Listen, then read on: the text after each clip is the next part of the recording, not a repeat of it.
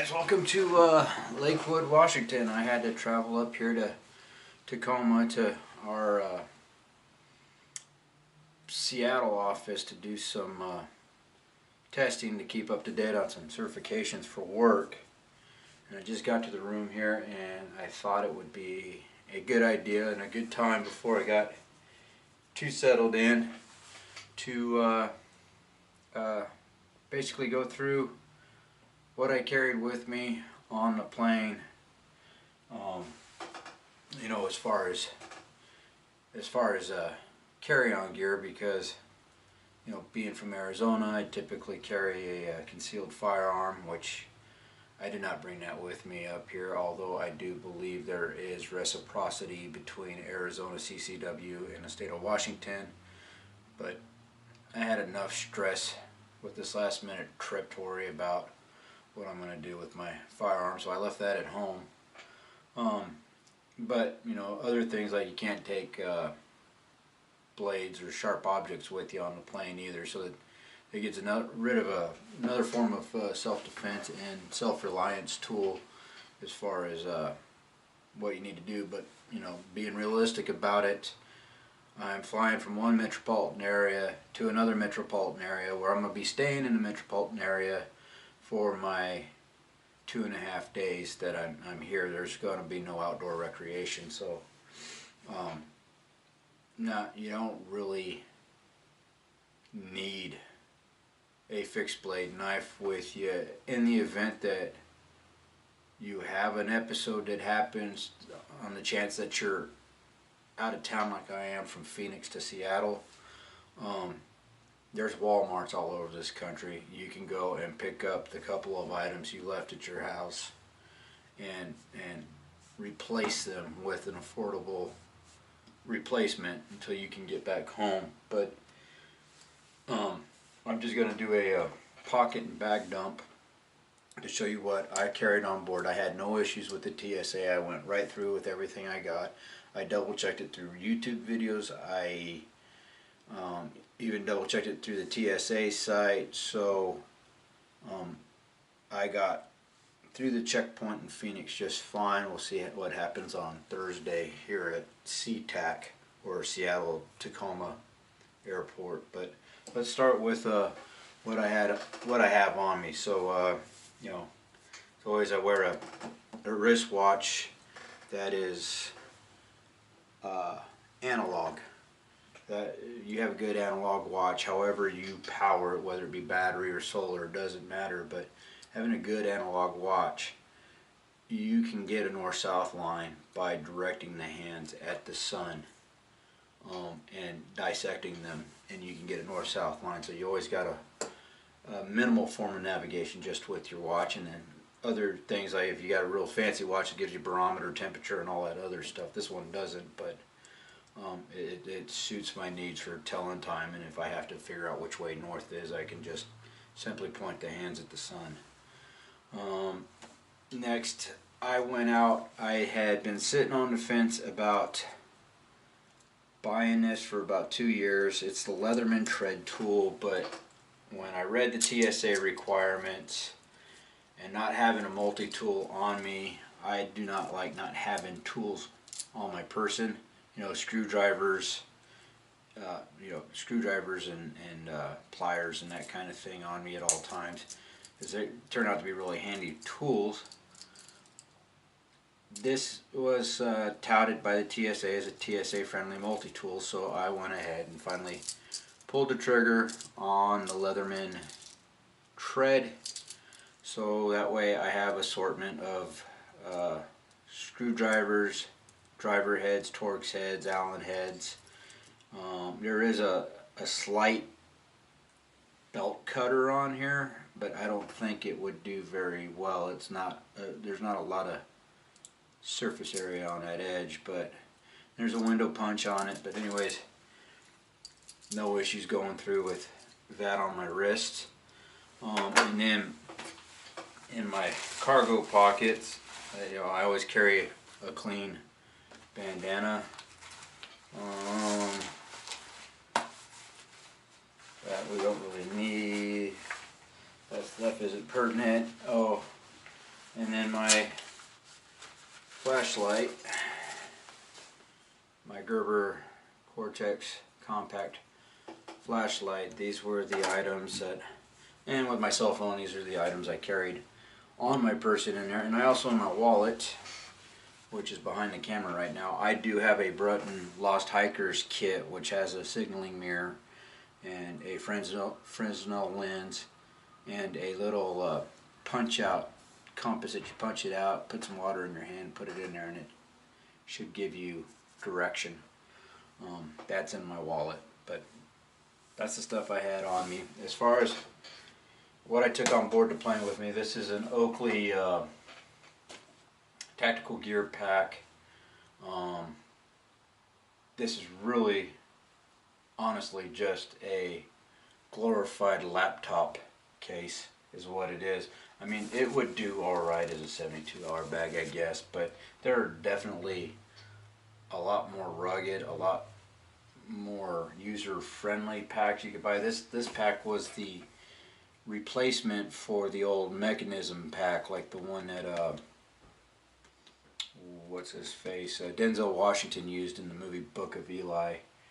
This was the pack that replaced that, and I mean, it's an alright pack for what it does, and it could be an alright 72-hour pack. The things I don't like about it is it's got pockets all over it. There's two pockets here on top of a pocket, the clamshells on the lid. You got a pocket here, canteen pockets on the sides, and then this other pocket on the back right here. What I don't like about it is it doesn't have straps on it to put a jacket or a bedroll or a tarp on the bottom. But for some people, they might prefer this over something that has, you know, less pockets in it. But this is actually just a glorified laptop case is what it is. So I'm not going to pull everything out of here because some of the stuff in here is work related, as far as my laptop, and then an $8,000 ultrasonic testing scope that I wasn't going to put on my check-in bag because we all know how those get tossed around. So I've got my company issued testing scope in here. I'm not going to pull that out, but I'm going to show you the rest of the stuff.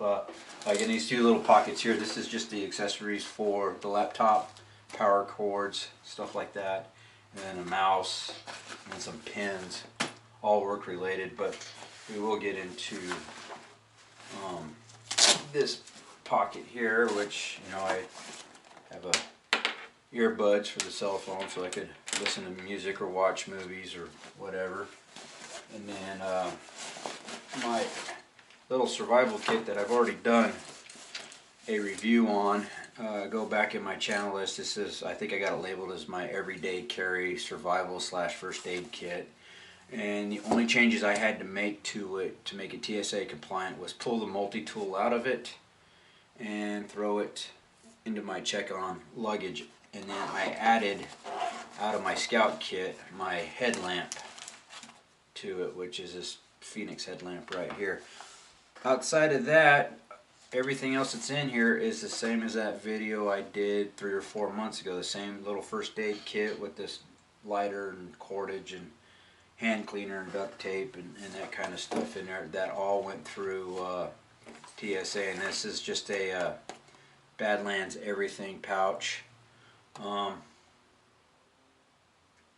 You can buy other pouches that are definitely going to be cheaper and do the same job just as well as the Badlands is. I just happen to like this pouch, and I went ahead and spent the extra money on it. So you get your Maxpedition pouches or whatever it is you want to run, or your Condor admin pouches, whatever you feel like spending the money on. But if you wanted to know, this is the Everything pouch by Badlands. It's MOLLE capable. But go back, check out the review on my survival / first aid kit EDC. Just scroll through my videos, you'll find it. But the only change I made to that, like I said, was pulled the multi-tool out, put it in my check-in luggage, and added a headlamp. What else I got in here? I have got my Goal Zero Glide 10. This is a battery recharger for the solar panels. You hook this up and it's got 4 AA rechargeable batteries, but it's also a you can charge your phone off of it, you can charge your Garmin's, all your electrical devices that have rechargeable batteries into it. As long as these AA's are in here and it's fully charged, this will charge your devices.